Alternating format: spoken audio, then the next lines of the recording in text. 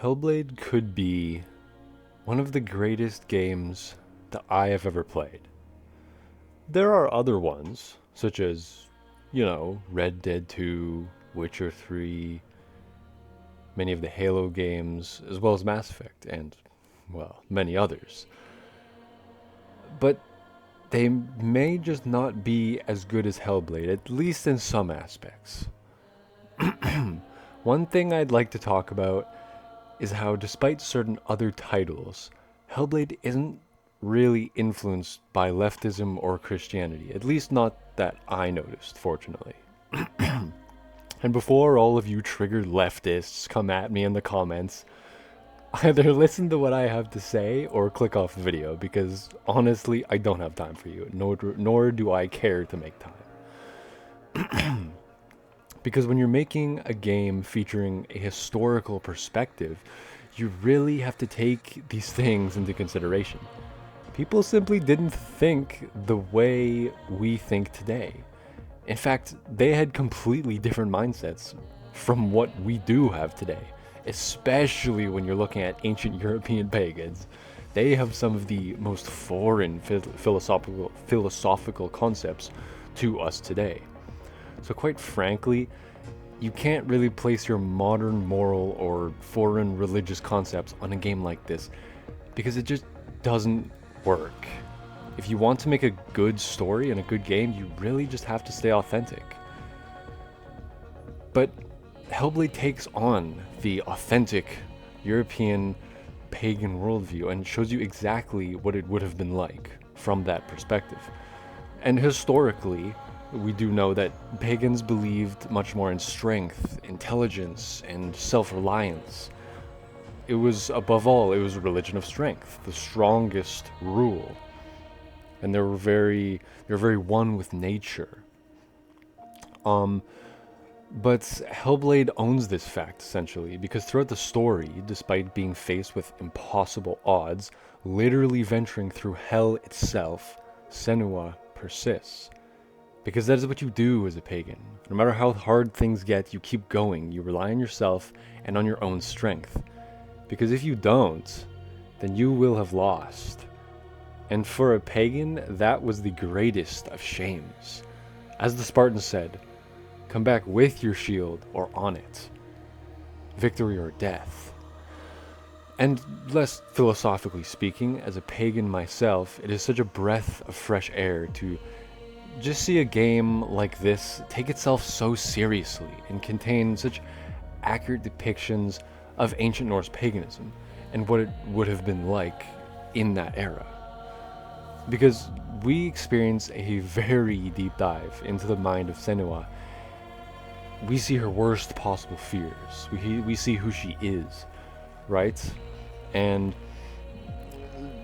put aside this rare religious experience, it quite honestly is, that's only a single part of what makes this game a masterpiece.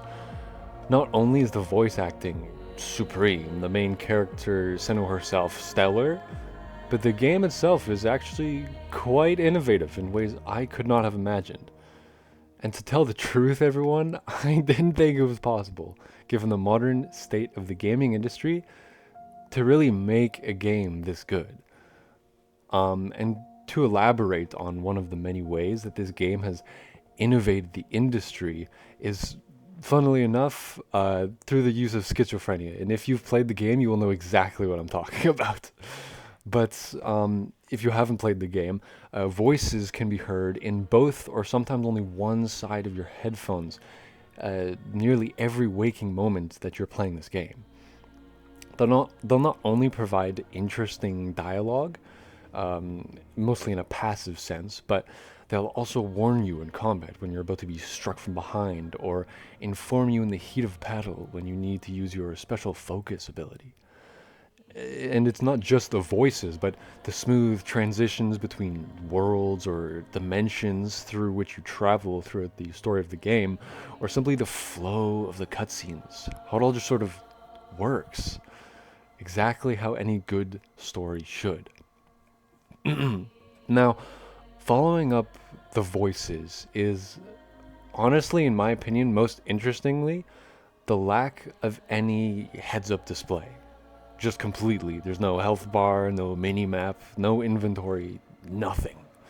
Aside from the main story itself, the only other thing to focus on are ancient Norse lore stones found throughout the games, featuring stories of ancient Norse paganism. But the game, essentially, it just places like a huge focus on itself, offering, aside from the lore stones, practically zero activities to get sidetracked with. It really wants you to experience the story. And that's not really innovative in itself. It just sort of leads me to my next point, that being the complete and utter lack of worldly NPCs. Because Hellblade's metaphysical by nature. It happens, but it also doesn't. It's all there and it isn't. We are on this journey, right alongside Senua, and experience everything she does. And I love stories like this. I absolutely go crazy for them. Stories of struggle. Because at the end of the day, struggle is what makes life worth living. And that's, to be honest, why I just love Hellblade. Because it is not only one of the most innovative, artful, and well-written games ever created, putting an entirely new spin on storytelling and what it means to be close to a main character, but it's also philosophically deep, taking itself quite seriously, masterfully capturing the dark, gritty experience, all while maintaining astounding beauty. And like I said, this story captures the one truth of life: struggle, the darkness in the light, the rain clouds clearing against the sun. That is the one thing that makes life just so much more valuable. Because if you persist through it, all of the pain, all of the hurts, and the darkness, it will have been worth it. Just like it was for Senua. Her journey was not easy, and neither will yours be. Wind guide you.